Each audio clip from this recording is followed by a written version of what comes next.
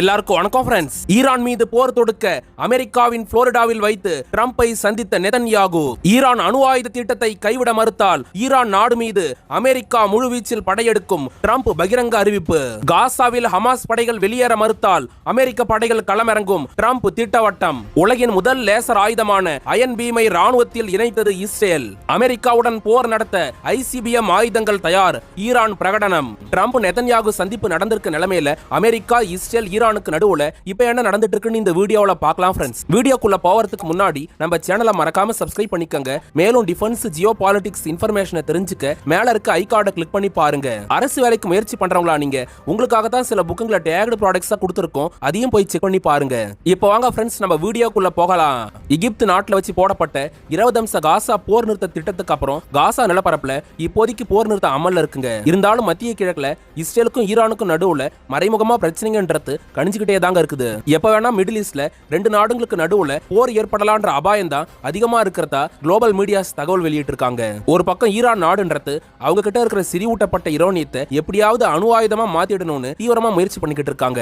இன்னொரு பக்கம் இஸ்ரேல் பிரதமர் நெதன்யாகு ஈரானோட அணு ஆயுத கனவை எப்படியாவது தகர்த்தெறியணும்னு அவரு ஒரு பக்கம் திட்டங்களை வகுத்துட்டு இருக்காரு. இப்படி நிலைமை நாளுக்கு நாள் மோசமாயிட்டு இருக்க இஸ்ரேல் பிரதமர் பெஞ்சமின் நெதன்யாகு இந்த 2025 ட்ரம்பை சந்திக்கிறதுக்காக 4வது தடவையா அமெரிக்காவுக்கு பயணப்பட்டிருக்காரு. வழக்கமா அமெரிக்காவோட ஒயிட் ஹவுஸ்ல ஓவல் ஆபீஸ்ல வச்சுதான் ட்ரம்பும் நெதன்யாகுவும் சந்திப்பாங்க. இந்த தடவை கொஞ்சம் மாற்றமா ரெண்டு நாடுகளோட அதிபர்களும் அமெரிக்காவோட புளோரிடா மாகாணத்துல வச்சு சந்திப்பு நடத்திருக்காங்க. இதுக்கு முக்கியமான காரணமே நெதன்யாகு சந்திக்கிறதுக்கு முன்னாடி புளோரிடா மாகாணத்துல வச்சு உக்ரைன் பிரதிநிதிகளோடையும் உக்ரைன் அதிபர் ஜெலன்ஸ்கியோடையும் ட்ரம்ப் சந்திப்பு நடத்தியிருந்தாரு. 4 வருஷத்துக்கு மேல நடந்துட்டு இருக்க உக்ரைன் ரஷ்யா போற முடிவு கொண்டு வரதுக்கு உக்ரைன் அதிபர் ஜெலன்ஸ்கியை சீஸ்ஃபயர் அக்ரிமெண்ட்ல சைன் போட வைக்கிறதுக்கு ட்ரம்ப் முடிஞ்ச அளவுக்கு அழுத்தம் கொடுத்துட்டு தான் அடுத்த வேலையா புளோரிடாவுல வந்து தரையிறங்கின இஸ்ரேல் பிரதமர் நெதன்யாகுவை நேரடியா வரவேற்றாரு. ரெண்டு அதிபர்களும் அங்க இருக்கிற புளோரிடா அட்மினிஸ்ட்ரேஷன் பிளாக்ல பல மணி நேரம் பேச்சுவார்த்தை நடத்தினாங்க. ஃப்ரெண்ட்ஸ், இந்த பேச்சுவார்த்தைக்கு அப்புறம் அமெரிக்க அதிபர் ட்ரம்ப் குளோபல் மீடியாஸ் கிட்ட என்ன பேசியிருந்தாருன்னா, என்னோட அறிவுரையை ஏத்துக்கிட்டு இஸ்ரேல் பிரதமர் நெதன்யாகு மத்திய கிழக்குல காசா போர் நிறுத்தத்தை சாத்தியப்பட ஒத்துக்கிட்டதுக்கு அவருக்கு நான் நன்றிகளை தெரிவிச்சுக்கிறேன். முன்னாள் அதிபர் ஜோ பைடனோட முட்டாள்தனத்தினால தான் மத்திய கிழக்குல ஈரானோட பிராக்சி படைகளா இருக்க இஸ்புல்லா, ஹவுதிஸ், ஹமாஸ் மாதிரியான பிராக்சி படைங்க அங்க முன்ன எப்பவும் இல்லாத அளவுக்கு வேகமா படை திரட்ட ஆரம்பிச்சாங்க. ஒரு கட்டத்துல இஸ்ரேல் மேல தாக்குதலையும் நடத்திட்டாங்க. இப்படி தொடங்கின போர் காசா மக்களையும் பாதிச்சது, இஸ்ரேல் மக்களையும் பாதிச்சது உலக நாடுங்க பார்த்தாங்க. காசா போர் நிறுத்தத்துக்காக நான் அறிவிச்ச 20 அம்ச திட்டங்கள்ல ஒரு சில விஷயங்கள் தான் இப்ப வரைக்கும் சாத்தியப்பட்டிருக்குது. அதை அடுத்த கட்டத்துக்கு கொண்டு போகிற விதமா தான் நெதன்யாகுவோட நான் பல விஷயங்களை பேசியிருக்கேன். இந்த பேச்சுவார்த்தை எனக்கு திருப்தியை கொடுத்திருக்குது. மத்திய கிழக்குலயும் நல்ல மாற்றங்கள் ஏற்படும்ன்றத உலக நாடுகிட்ட அறிவிச்சுக்கிறேன்னு ட்ரம்ப் சொல்லியிருந்தாருங்க. இதுக்கு அடுத்ததா ஹமாஸ் படைகளை பத்தி ட்ரம்ப் என்ன சொல்லியிருந்தாருன்னா, எகிப்து கத்தார் பேச்சுவார்த்தைக்கு அப்புறம் ஹமாஸ் படைங்க நான் சொன்ன மாதிரி இஸ்ரேல் பணைய கைதிங்க எல்லாரையும் மொத்தமா விடுவிச்சது எனக்கு நல்ல விஷயம் தான். இருந்தும் காசா போர் நிறுத்த திட்டத்தை அடுத்த கட்டத்துக்கு கொண்டு போக விடாம ஹமாஸ் படைங்க தடுத்துட்டு இருக்காங்க.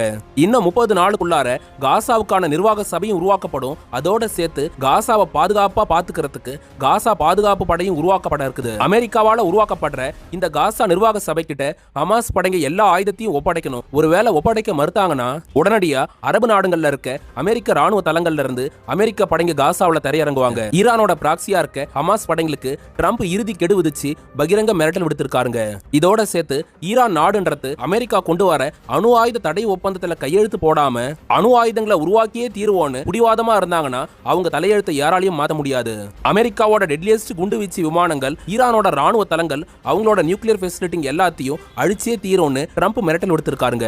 ஃப்ரெண்ட்ஸ், ட்ரம்ப் நெதன்யாகு சந்திப்பை பத்தி டிஃபென்ஸ் எக்ஸ்பர்ட்டுங்க என்ன சொல்றாங்கன்னா, மத்திய கிழக்குல காசா பாதுகாப்பு படையை உருவாக்குறதுக்கு ட்ரம்புக்கு நிறைய சோல்ஜர்ஸ்ங்க தேவைப்படுறாங்க. இதுக்கு அமெரிக்க ராணுவ வீரர்களை தரையிறக்க வேணாம்னு நினைக்கிற ட்ரம்ப் அதுக்கு பதிலா பாகிஸ்தான் ராணுவ வீரர்களை அங்க களமிறக்கலாம்னு பாக்குறாரு. ட்ரம்ப் போன் மூலமா பாகிஸ்தான் பிரதமர் ஷெபாஸ் ஷெரீப், அதுக்கப்புறம் பாகிஸ்தான் ராணுவ தளபதியா இருக்க அசீம் முனீர் கிட்டையும் பல மணி நேரம் இதுக்காக பேச்சுவார்த்தை நடத்தியிருக்காரு. ட்ரம்ப் உருவாக்குற காசா பாதுகாப்பு படைக்கு கம்மியான சோல்ஜர்ஸ்ங்களை மட்டும்தான் அனுப்ப முடியும். அதிகமான சோல்ஜர்ஸ்ங்களை அனுப்பினா பாகிஸ்தான்ல மக்கள் எங்களுக்கு எதிராக திரும்பிடுவாங்க.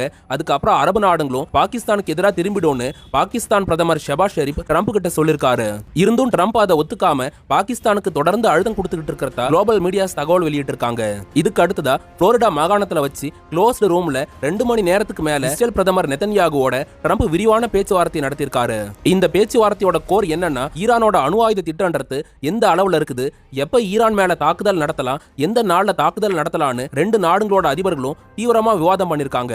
இதுல ட்ரம்ப் கிட்ட ஒரு ஃபைலை கொடுத்திருக்க இஸ்ரேல் பிரதமர் நெதன்யாகு ட்ரம்ப் கிட்ட என்ன விஷயங்களை முன் வச்சிருக்காரு சொல்லியிருக்காருன்னா, ஈரானோட பேலிஸ்டிக் மிசைல் வளர்ச்சின்றது மத்திய கிழக்குல இஸ்ரேல் மட்டும் இல்லாம அமெரிக்காவுக்கும் பேராபத்தை ஏற்படுத்தும். ஈரானோட வழக்கமான ஸ்டைல் என்னன்னா, எந்த ஆபத்தான வலிமையான ஆயுதங்களையும் நாங்க உருவாக்குறது இல்லைன்னு அவங்க தொடர்ந்து சொல்லிட்டு வந்தாலும், திடீர்னு சர்ப்ரைஸா குவாரம் ஷாகிர் 5 அதுக்கப்புறம் ஃபதா மாதிரியான ஹைப்பர்சானிக் மிசைல்ஸ்ங்களையும் ஈரான் காட்சிப்படுத்தி இருந்தாங்க. இஸ்ரேலுக்காக அமெரிக்கா என்னதான் ஈரான் நாடு மேல கடுமையான பொருளாதார தடைகளை விதிச்சிருந்தாலும், சீனா ரஷ்யான்ற இந்த ரெண்டு நாடுகளும் ஈரானுக்கு பக்க துணையா இருக்கிறதுனால தான் ஈரான் இந்த அளவுக்கு ராணுவ வளர்ச்சியை அடைஞ்சிருக்கிறதா நெதன்யாகு ட்ரம்ப் கிட்ட சொல்லியிருக்காருங்க. ஜூன் மாசம் 2025 நடந்த 12 நாள் போருக்கு அப்புறம் கடந்த 5 மாசத்துல மட்டும் ஈரானோட ராணுவ வளர்ச்சின்றது முன்ன எப்பவும் இல்லாத அளவுக்கு பல மடங்கு அதிகமா இருக்குது. ஈரான் பூமிக்கு அடியில பல புது சுரங்க பாதைகளை உருவாக்கி அங்க அளவு கடந்த ஆயுதங்களை ஸ்டோர் பண்ணி வச்சுக்கிட்டு இருக்காங்க. இதோட சேர்த்து ரஷ்ய அதிபர் புத்தினோட துணையோட பார்டவ் இஸ்பகான் நியூக்ளியர் சைட்டுங்களை ஈரான் புதுப்பிக்க ஆரம்பிச்சிருக்கிறது இஸ்ரேலையும் தாண்டி அமெரிக்காவுக்கு தான் பேராபத்தை ஏற்படுத்தும்னு நெதன்யாகு தன்னோட ஸ்டேட்மெண்ட்டை கொடுத்திருக்காருங்க. ஃப்ரெண்ட்ஸ், நெதன்யாகுவோட பேச்சுக்கு ட்ரம்போட பதில் என்னவா இருந்ததுன்னா, மிடில் ஈஸ்ட்ல ஈரான் நாட்டோட ஒவ்வொரு நகர்வுகளையும் அமெரிக்கா துல்லியமா தான் கண்காணிச்சிட்டு இருக்குது. ஈரான் தன்னோட அணு ஆயுத கனவை எட்டுறதுக்கு முன்னாடியே அமெரிக்க ராணுவன்றது ஈரான் மேல நிச்சயம் தாக்குதல் நடத்தும். அமெரிக்காவும் நேட்டோ படைகளும் போர் தொடுத்ததுனால தான் ஈராக்கோட அணு ஆயுத கனவுன்றது அடியோட தகர்க்கப்பட்டுச்சு. இப்ப ஈரானோட அணு ஆயுத திட்டத்தையும் அமெரிக்கா கண்டிப்பா தகர்த்தெறியும்னு நெதன்யாகுக்கு ட்ரம்ப் உத்தரவாதம் கொடுத்திருக்காருங்க. ஈரானுக்கு எதிராக போர் தொடுக்க முழுமையான வார் பிளானை உருவாக்குறதுக்கு தன்னோட டிபார்ட்மெண்ட் ஆஃப் வாருக்கு ட்ரம்ப் உத்தரவுகளை பிறப்பிச்சிருக்காரு. அடுத்த கட்ட போர்ன்றது ஈரான் நாட்டோட அமெரிக்கா இஸ்ரேலுக்கு 30 நாள் வரைக்கும் நீடிக்கலான்றதுனால அதுக்கேற்ற மாதிரி ஆயுதங்களை தயார்படுத்தவும், குறிப்பா அமெரிக்காவோட ராட்சத ஆயுதமா இருக்க B-2 பாமர்ஸ்களை தயார் நிலைக்கு கொண்டு வரதுக்கும் ட்ரம்ப் பென்டகனுக்கு உத்தரவிட்டிருக்கிறதா குளோபல் மீடியாஸ் தகவல் வெளியிட்டிருக்காங்க. ட்ரம்ப் நெதன்யாகுவோட சந்திப்பு முடிஞ்ச கையோட நாங்க அதிபயங்கர ஒரு ஆயுதத்தை உருவாக்கிட்டோன்னு இஸ்ரேல் இப்ப அவங்க தரப்புல அறிவிச்சிருக்காங்க. எதிரிங்களோட ட்ரோன்ஸுங்க, ராக்கெட்ஸுங்க, மிசைல்ஸுங்களை தாக்கி அழிக்கிறதுக்காக 3 அடுக்கு ஏர் டிஃபென்ஸ் சிஸ்டத்தை உருவாக்கி வச்சிருக்க இஸ்ரேல் ராணுவன்றது இப்ப அதையும் தாண்டி உலகத்தோட முதல் டைரக்ட் எனர்ஜி வெப்பனா அயன் பீமை உருவாக்கி ராணுவத்துல பயன்பாட்டு கொண்டு வந்திருக்காங்க. இந்த அயன் பீம் ஆயுதத்தை வச்சு ஈரான் அவங்களோட பிராக்சி படையா இருக்க ஹமாஸ், இஸ்புல்லா, ஹவுதி படைங்க இஸ்ரேல் நாட்டுக்கு எதிராக எத்தனை ட்ரோன்ஸுங்களை அனுப்பினாலும் அது எல்லாத்தையுமே எங்களால அயன் பீம் ஆயுதத்தை வச்சு வானத்திலே தாக்கி அழிக்க முடியும்னு இஸ்ரேல் ராணுவம் அறிவிச்சிருக்காங்க. ஃப்ரெண்ட்ஸ், அயன் பீம் வெப்பனை பத்தி டிஃபென்ஸ் எக்ஸ்பர்ட்டுங்க என்ன சொல்றாங்கன்னா, சின்ன பிள்ளைல நாம நிறைய பேர் லேசர் லைட்டுங்களை வச்சு விளையாடி இருப்போம். அதே லேசர் லைட்டை ஹை எனர்ஜி கன்வெர்ட் பண்ணி ஒரு வெப்பனா மாத்தி ஏரியல் டார்கெட்ஸ்களை தாக்கி அழிக்கிறது தான் டைரக்ட் எனர்ஜி வெப்பனா இருக்குங்க.